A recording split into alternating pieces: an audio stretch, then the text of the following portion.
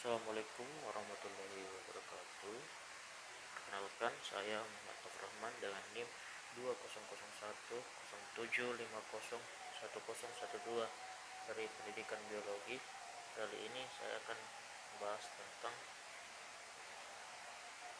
fotofosforilasi, yang dimana pada mata kuliah ini diampu oleh Bapak Dr. Ismail MS.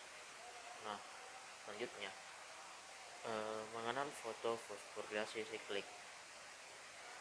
Fotofosforilasi siklik merupakan proses penting dalam fotosintesis yang menghasilkan ATP, sumber energi utama bagi sel tumbuhan.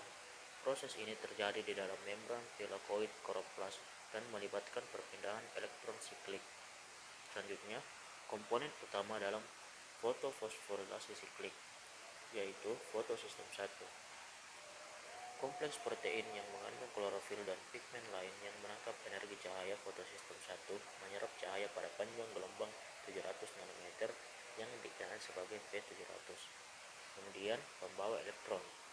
Molekul yang membawa elektron dari fotosistem 1 ke kompleks sitokrom seperti ferredoksin dan plastokonion. Kemudian, kompleks sitokrom. Rantai transport elektron yang memindahkan elektron dari ferredoksin ke plastokonion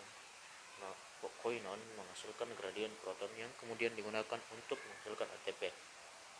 Nah, selanjutnya adalah ATP sintase. Enzim yang memanfaatkan gradien proton untuk menggabungkan ADP dan fosfat anorganik menjadi ATP. Ya, selanjutnya ada tahapan proses fotofosforilasi siklik. Yang pertama, energi cahaya diserap oleh fotosistem 1 yang menyebabkan eksitasi elektron dalam klorofil P700. Kedua, elektron yang tereksitasi berpindah melalui pembawa elektron termasuk ferrodoksin dan plastokonion menuju kompleks sitokrom. Perpindahan elektron ini melepaskan energi yang digunakan untuk memompa proton dari stomata ke lumen thylakoid, menciptakan gradien proton. Selanjutnya, gradien proton melintasi membran thylakoid, menggerakkan ATP sintase untuk menghasilkan ATP dari ADP dan fosfat anorganik. Nah, selanjutnya elektron yang telah melalui rantai transport kembali ke fotosistem 1, menyelesaikan siklus yang memungkinkan fotosistem 1 untuk menyerap lebih banyak energi cahaya. Selanjutnya, peran fotofosforilasi siklik dalam fotosintesis. Yang pertama, pembangkitan ATP.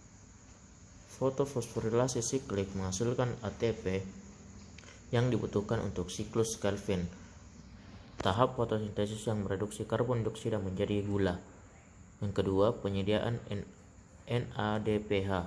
Meskipun tidak langsung, fotofosforilasi siklik juga berperan dalam menyediakan NADPH dengan menjaga suplai ATP untuk proses lain yang membutuhkannya, termasuk pembentukan NADPH. Yang ketiga, dukungan untuk fotosintesis non-siklik. Fotofosforilasi siklik membantu fotosintesis non-siklik dengan memastikan suplai ATP yang cukup untuk proses keseluruhan fotosintesis. Selanjutnya, adapun energi yang dihasilkan dalam fotofosforilasi siklik adalah 1 ATP. Fotofosforilasi siklik menghasilkan ATP yang merupakan bentuk energi utama yang digunakan oleh sel tumbuhan untuk berbagai proses metabolisme. Kemudian, aplikasi dan implikasi fotofosforilasi siklik. Yang pertama, pertumbuhan tumbuhan. Peningkatan efisiensi fotofosforilasi siklik dapat meningkatkan pertumbuhan tumbuhan dan hasil panen. Yang kedua adalah energi yang berkelanjutan. Mempelajari fotofosforilasi siklik dapat membuka jalan baru untuk menghasilkan energi terbarukan dan ramah lingkungan. Yang ketiga, penelitian ilmiah. Mekanisme fotofosforilasi siklik terus diteliti untuk lebih memahami proses fotosintesis dan meningkatkan efisiensi energi. Nah, sekian pemaparan dari saya. Lebih dan kurangnya mohon dimaafkan. Assalamualaikum warahmatullahi wabarakatuh dan terima kasih.